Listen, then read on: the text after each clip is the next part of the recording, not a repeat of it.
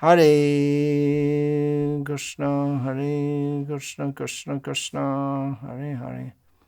Hare Rama, Rama Rama, Hare Hare. Name 760 in Vishnu Sahasranama, according to the commentary that we are following, is Dhanya. One of those words which is still common in Indian languages and is commonly seen in Sanskrit texts and devotional texts. The word dhanam is an even better known word. It means wealth. Yes, wealth, what the world is mad after. The Amarakosh Sanskrit dictionary, compiled by Hemachandra, a Jain,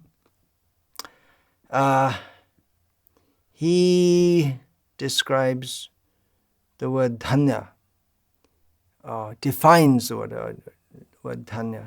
Everything is derived from the Sanskrit root. Dhana dharma sadhu dhanya. One who excels in wealth and dharma is dhanya. So wealth here is, or dhan is one aspect of dhanya, of being possessed of wealth, but it also means to have dharma, not ill-begotten gains. The word dhanya doesn't, in common usage, it doesn't give the meaning so much of being wealthy. That would be dhanavan.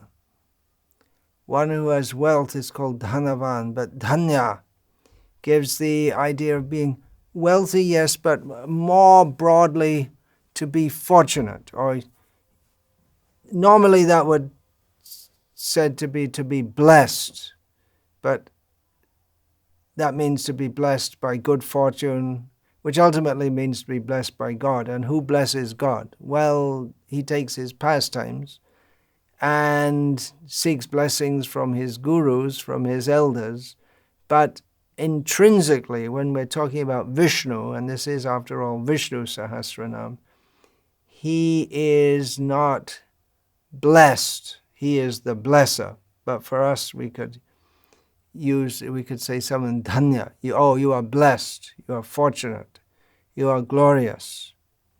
Just like, for instance, one of the uses of the word comes in Sri Chaitanya Charitamrita, where Krishnadas Kaviraj Goswami, paraphrasing the famous Krishna Varnang Trisha Krishnam verse, indirectly but very clearly at the same time, prophesying the advent of Chaitanya Mahaprabhu, Krishnadas Kaviraj Goswami writes, Sankirtan Prabhartak Shri Krishna Chaitanya Sankirtan Jogge Tare Bhaje Shai Dhanya.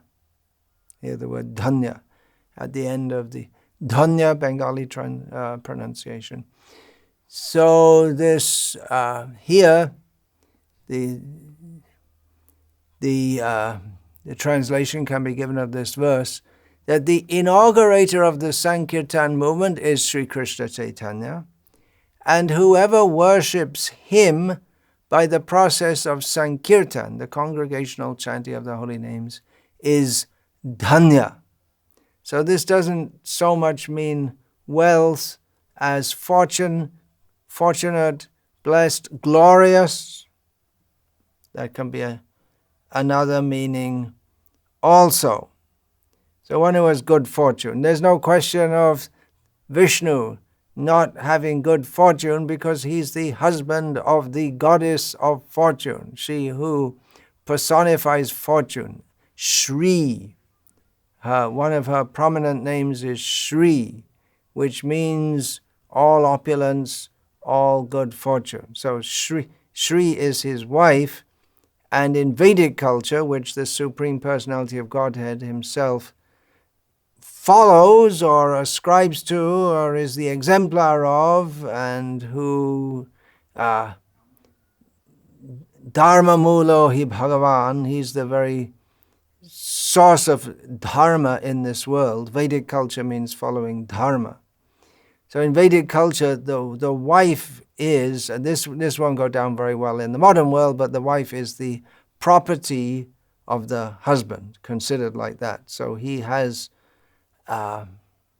wealth personified. The goddess, he has fortune personified. Who can be more fortunate than he? He's automatically, intrinsically fortunate. We may say someone is very fortunate to get a good wife. That's maybe considered one symptom of good fortune. Very fortunate to have a good wife. But Krishna doesn't get a good wife. He's eternally married to her or eternally linked up with her. And there are pastimes, just like we have in the Samudra Mantana, the churning of the milk ocean. One of the various wonderful things that came out of the churning of the milk ocean was the goddess of fortune, Lakshmi. And she had to choose her own husband among all the great personalities from all over the universe who were assembled there. And naturally she chose Vishnu. And no one objected to that, understanding that Lakshmi must go to Vishnu. No one else can dare claim her. Of course, Ravana at one point tried to claim Lakshmi. He tried to become fortunate by force. He tried to take the goddess of fortune by force, but he only got the shadow. And that's what happens to all of us in material existence. We want to be fortunate without the blessing of Narayana. We want to have good fortune. We want the goddess of fortune without Narayana. So we get a semblance. We may get a semblance of good fortune. Just like Ravana, he didn't steal the real Sita. He thought he did. But, and to all appearances, it was as if he had stolen the real Sita. But he only got a semblance. He didn't get the real thing. And it was the cause of his attempting to take the goddess of fortune from Narayana was the cause of his all misfortune, which we can understand that all our misfortune begins when we try to enjoy and be fortunate without acknowledging our dependence upon and subordination to the eternally perfect, fully fortunate in all respects personality of Godhead. Now, generally people chant this Vishnu Sahasranama to become fortunate in a worldly sense. Pious people who recognize that Vishnu is supreme. They may do in a somewhat perverse way if they're the smartas who also chant Vishnu Sahasranama, because their concept of Vishnu is mixed up with some horrendous Mayavad ideas. But the general understanding is that Vishnu, he is the husband of the goddess of fortune. By his blessings, we can become fortunate in this world. These are pious people chant. It's not the highest realization by far, but it does lead to worldly good fortune, which can be an obstacle in actual spiritual advancement. It can be an actual obstacle because pious people, they worship God, they get blessings, they're happy in this world. They're not very, pious means they're not very sinful. They believe in doing good for others, like helping sick people and so on. And they're quite convinced of their own piety, and they're reasonably happy in this world, and they get stuck on a platform of material so-called happiness. So that sense of happiness works against them. So really one has to hear from spiritualists, people who have understood that even the best happiness in this material world is worse than useless. If we take all the happiness in material existence plus all the happiness in the concept of merging into the impersonal Brahman, all that's ever been experienced in the course of mighty time by all the millions, billions, quadrillions, zillions of jivas, if we take all that happiness put together, it won't even come to one drop of the happiness that even a neophyte devotee experiences when they get a little taste of pure devotional service. So it's really, well, actually, we're a pure devotee. Let's say let's make that a bit more clear, because Shubhada, pure devotional service is Shubhada, brings actual auspiciousness. Kleshagni Shubhada Moksha Laghutakrit Sudurlabha. It's not such a common thing to come to the platform of pure devotional service, which immediately mitigates all miseries without having to go through so many different processes to try to mitigate miseries, and bestows all auspiciousness. So what is the kind of auspiciousness that materialistic people look for, the kind of fortune they look for? Well, you don't have to look very far for that. If you're in North India especially, we'll see written, often written in henna, mehendi, on the outside of shops or on the outside of homes, especially of people of the merchant class, people just like the Maheshwaris and Agarwals and so on. They will write on their door Shubh Labh and have swastikas, which the very term swastik gives the conception of auspiciousness. So Shubh means auspiciousness and Labh means monetary gain.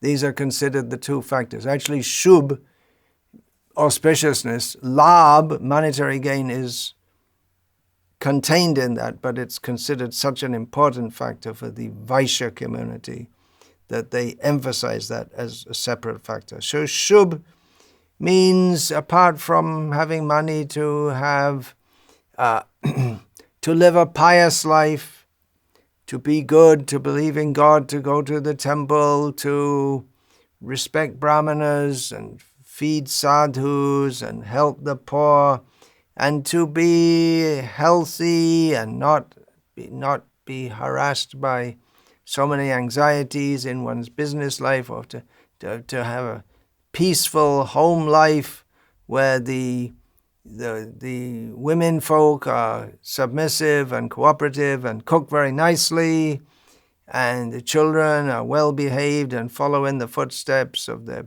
parents and grandparents and great-great-grandparents.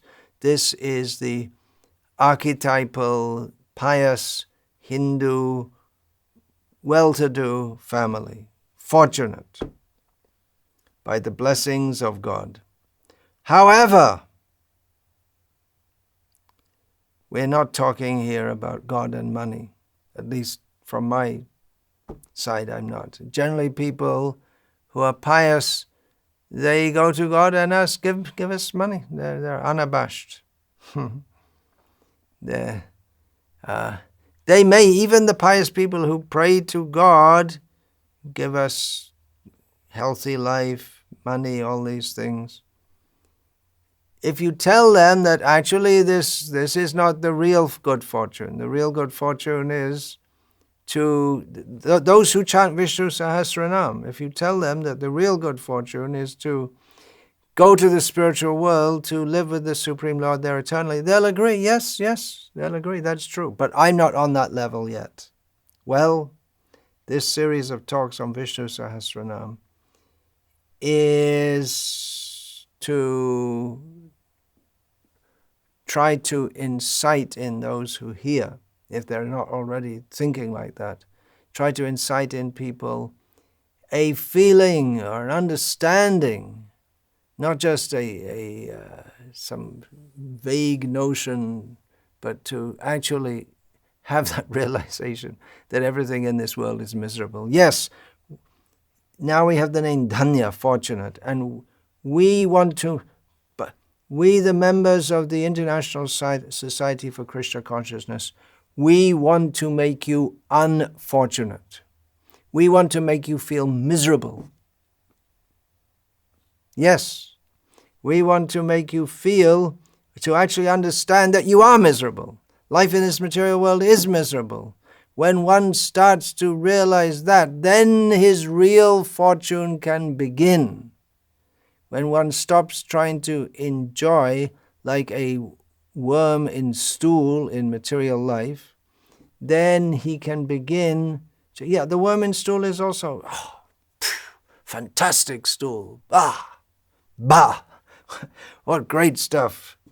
When we stop trying to enjoy like that, then our real good fortune can arise. So one of the meanings of Dhanya given by the commentators is that he bestows wealth, he bestows good fortune.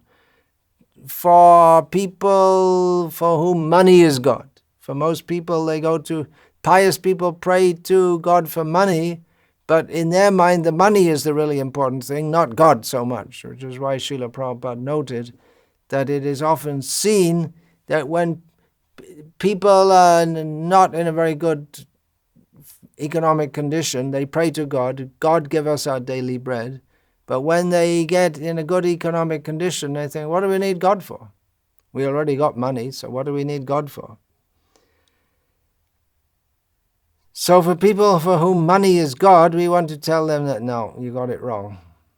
You got it wrong. Rather, a better understanding of the name Dhanya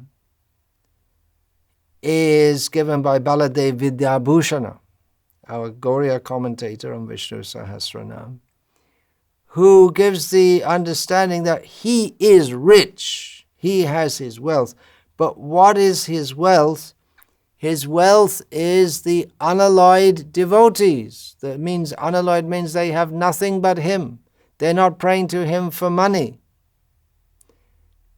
The real devotees, their wealth is described in Srimad Bhagavatam by Kunti Devi, who was, of course, the mother of the Pandavas, who were born into tremendous wealth, had it all taken away from them, got it back again by the grace of God, and she prays to Krishna, addressing him by a name which includes the word Vitta. Vitta is is a synonym of Dhana.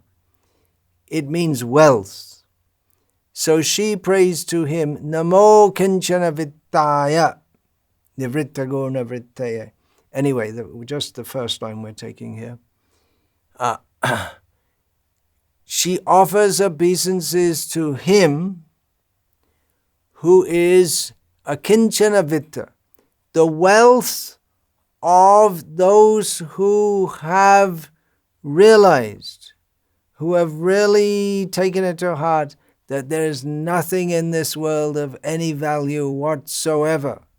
For people who have their only goal, Dhanmar Nityananda Patimar Gaura Chandra, for those who think that Nityananda, the Supreme Personality of Godhead, is my wealth, my master is Gaura Chandra, for those who have no aspiration in this material world, they are called they are called Akinchana. And Krishna is addressed by Kunti Devi as Akinchana Vitta. He is the wealth of those who desire nothing in this world. Or it can be understood as he sees his real wealth is not the fabulous mansions in Vaikuntha. What is his real wealth is the devotees who he gives all facilities in Vaikuntha, all these so many things, but really they only want him. They're prepared to live in this world with nothing, but only they want him. That's all. That's all. Prabhupada, he often used to say that. That's all. Just to, when he says something, that's all. He'd emphasize like that. That's all. So his wealth is those who have nothing in this world. And again, Kunti Devi says, she addresses Krishna in her famous prayers in the 8th chapter of the 1st canto of Bhagavatam. These are found. Akinchana gochara janmaishvarya shuta shripir edamana madapuman naivar hatya bidatung vaitvam akinchana gochara.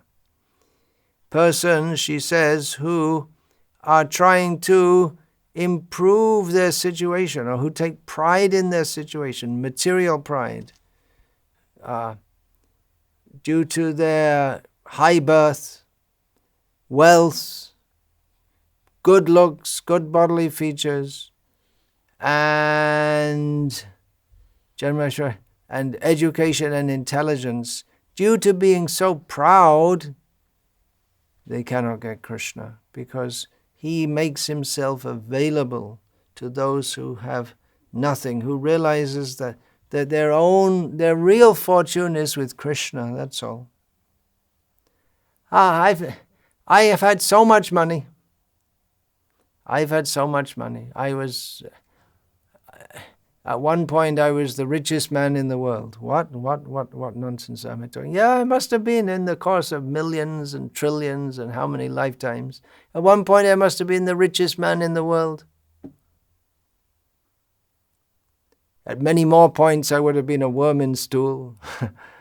But we've had it all, been there, seen it, done it all. We've had it all. It hasn't brought us any satisfaction.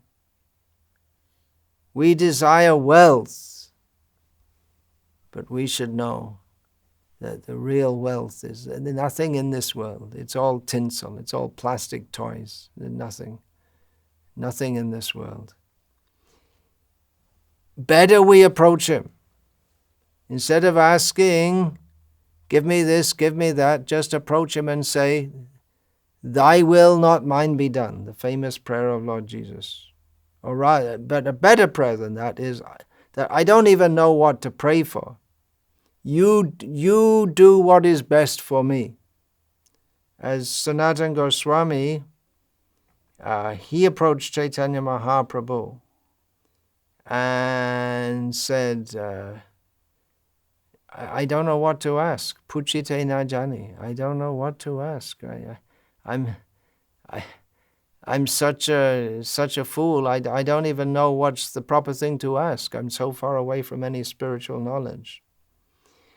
So instead of deciding that we think we know what is best for us, God, give me money and give me this and give me that, just say, you know what's best for me. If you think it's best, you take away everything.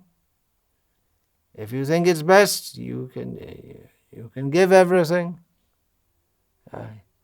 He may take away, as he took away from the Pandavas. He may just take away. We may have so many things. He may just take it away. Yasyaham anugrahname harishe taddanang shanaihi. Srila Prabhupada often quoted this. This first installment, this is the way Prabhupada phrased it, of Krishna's mercy, is that he gradually takes away everything, all the wealth of a person. Taddanang tyajantyasya swajana dukha dukhitam. And then seeing a person devoid of all his wealth, his relatives, they become distressed, and he becomes distressed. Oh, that's Krishna's mercy. That's Krishna's mercy upon someone who desires Krishna, but who is enamored by his so-called wealth. On the other hand, he may give tremendous wealth, as he did to the most poverty-stricken Sudama. He gave fabulous wealth, But the point is not whether we have wealth or don't have wealth. It doesn't really matter. It doesn't matter whether you have power, position, nothing, none of these things matter. We've all had it. When I say I was the richest man in the world, you also were. Everyone has been. We've all been Brahma, we've all been worms in stool. What does it mean? It's just an illusion of thinking we're so big and so great. He is so big and so great.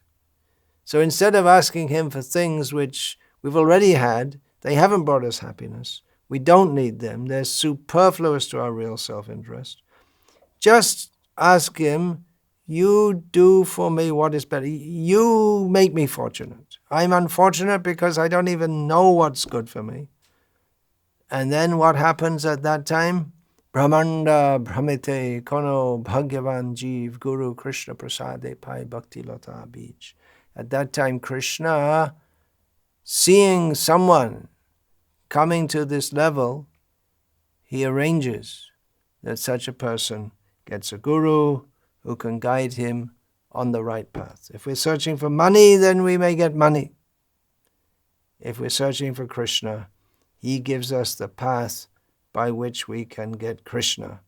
If we, who are supposed to be devotees of Krishna, if we were as enthusiastic and as determined and as hardworking to get Krishna as so many materialists are to expand their business empire, then we would really be very fortunate. But where money is worshipped as people, they worship money. They give it so importance. The money is worshipped as God. The money is lost, and then God is lost. When you put money first, then God comes second and third and fourth and goes back and back. But the money will be lost also. But if we worship Krishna, then all good fortune is there. Another reason he's called Dhanya, because, it's another way of stating the same thing. He already has all auspicious attributes. He doesn't need to work hard to get money. He's already fully fortunate in all respects. We have to perform pious activities to get material good fortune. But material good fortune anyway is just a will-o'-the-wisp.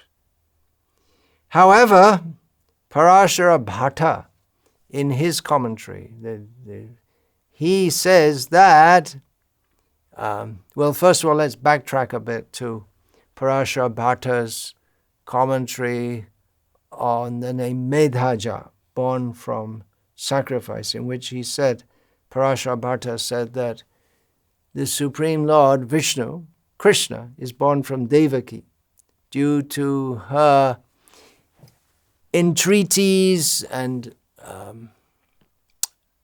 Vasudeva and Devaki's entreaties and performing austerities in previous lives.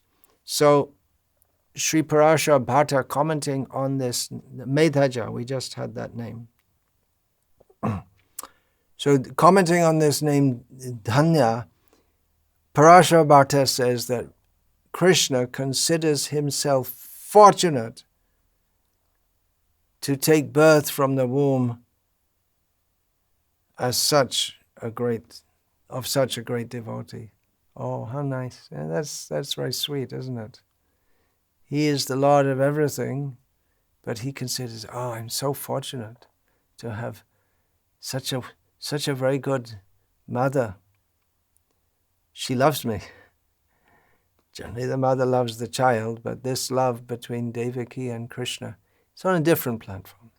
It's on the intensity is, it's hard to understand. It's hard to understand even the intensity of love between a mother and a child in this world, what to mention of the spiritual love between Devaki and Krishna. And what to speak of that of Yashoda and Krishna. Yashoda's love even far surpasses this of Devaki. These things are not measurable. There's to attempt to measure it then mapiyate anaya iti maya, then we get an illusion. If we try to, maya, one meaning of the word maya is the attempt to measure everything. So we can't measure the extent of God's love. To the extent of His love, and the devotees, the love they feel for Him, is that how much is it? We can't measure. He Himself gets in the maya, the yoga maya, the spiritual illusion of thinking, I'm so fortunate, when He is the source of everything, but he thinks he is so fortunate to have been born from the womb of Devaki. Similarly, another Sri Vaishnava commentator, V.V. Ramanuja, says that he doesn't have birth normally. You see, everyone takes birth, but I don't take birth. They say I can't take birth, I can't have a mother, but they all have mothers. I don't have a mother because I'm God. Well, I'm God. I want to have a mother too. Why should they only have mothers? I want to suck my mother's breast and see her looking at me with such love in her eyes and feel protected. Why all these people, they doing it? What about me? I want to have that mother's love too. So he feels it's a great blessing for himself that now I have a mother, such a loving mother. He feels so fortunate. Now, in this regard, I'm going to give a little side comment, which I came across in one of the commentaries, citing the great Mayavadi Acharya of the previous century.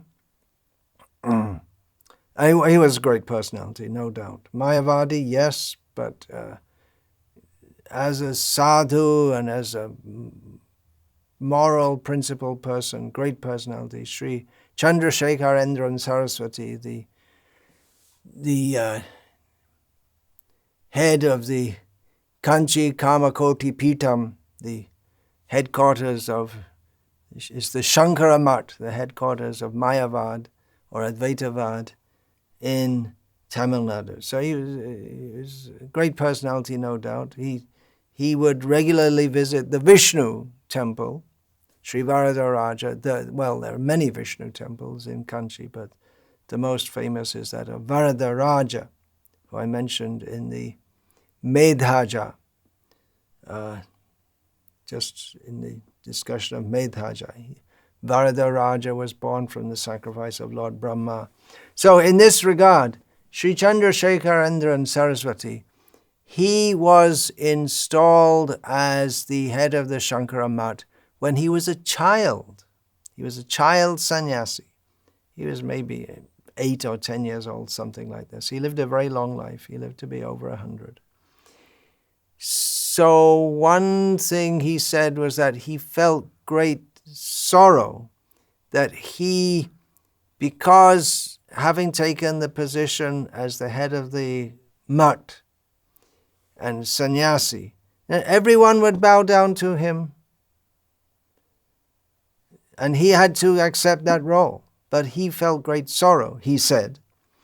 And I'm not saying that, definitely he felt that I was deprived of the opportunity to bow down to my elders as a youth, to show my reverence to them, because they had to bow down to me. That is the system. So Krishna, he's full of all good fortune, but he wants to become a child so he can enjoy. It's also a kind of enjoyment to feel oneself subordinate and to feel protected and to feel one has loving mother, loving father, loving elders, loving guru. Prashant, what is that?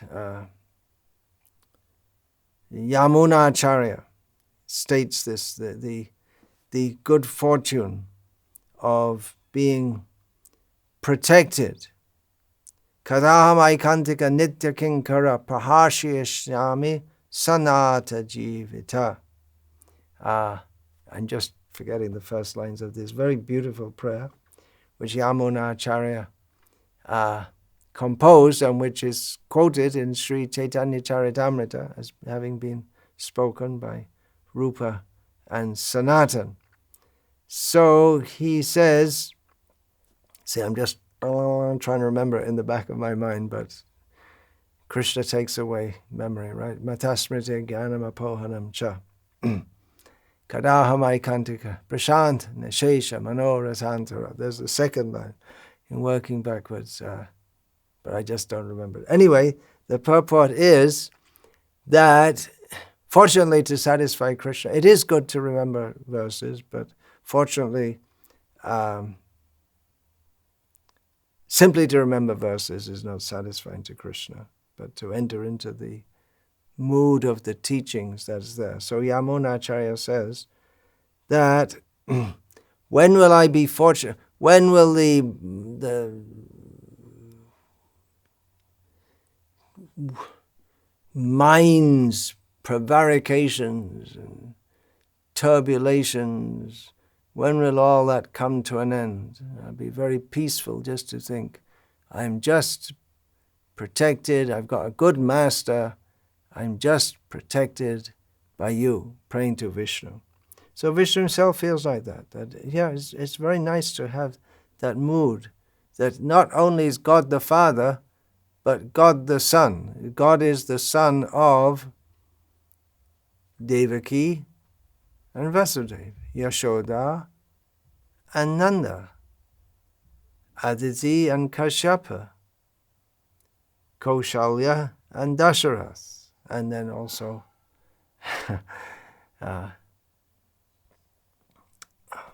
so many avatars are there. So he wants that feeling also. And we think, why should I bow down to anyone? But it's a very nice thing. It's very sweet to bow down and feel that reciprocation. Varadaraj, Ma Shuchaha. He's holding his hand out in benediction. Ma Shucha is written on his hand. Don't worry. I'm blessing you. Don't fear. I'm protecting you. So Krishna also likes that, to have that feeling. Shankaracharya says that because every wish of the Supreme Lord is fulfilled, he is Dhanya, he's self-satisfied. So that gives the same kind of understanding as the Atmarama or Aptakama. All his desires are fulfilled and he's satisfied in himself. Another commentator, Krishna Datta Bharadvaj, use the Amaram, I guess he's going to Amara Kosh again, the dictionary. Sukriti Punyavan Dhanya. One who is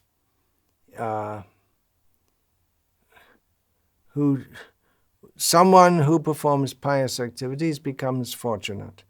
But in relation to Bhagavan means that he accepts sincere offerings of the devotees. They offer him flowers, they offer him prayers, they offer him their love, and he's always thinking of their welfare. This is his sukriti, his punya. This is his pious activity. We can be pious. Why can't he be pious? Our piety is to think of him with love, and his piety is to think of us with love. And it's all good fortune for all of us who are fortunate to be in Krishna consciousness. It's all good fortune. After many, many births, we have this opportunity. It's all good fortune to be in the shelter of the ever-fortunate personality of Godhead. We may try to take shelter of some powerful person or wealthy person, but our good fortune depends on their good fortune, which won't stay, because another name of the goddess of fortune is Chanchala. She doesn't stay in one place. But if we take shelter of he who is the husband of the goddess of fortune, she doesn't stay in one place, but the only place she stays is on the chest of Madhava. The name Madhava also means the husband of the goddess of fortune. So take shelter of Krishna and our all good fortune will be there. All right? The real good fortune is just that, to be in the shelter of Krishna. There's nothing else needed. It's not that, okay, then protected from enemies and protected from coronavirus and got enough money and now everything okay. But just to be in relationship with him, a kind of fortune unfolds which is completely on a different platform beyond the imagination of persons who are concerned with the petty good fortune of this petty world. Everything here is so small and just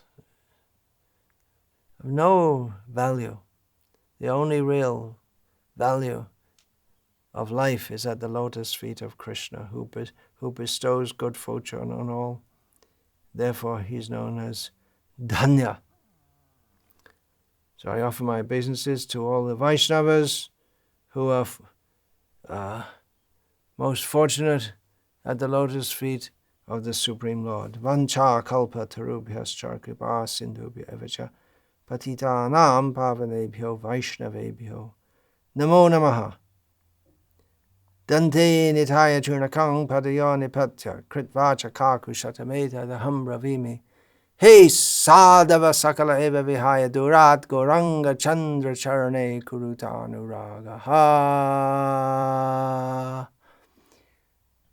Parivaditu jano yata tata va nanumokaro navayang vicharayamaha. Hari rasa madhirama dati mata bhuvi vilutama nartama nirvishama.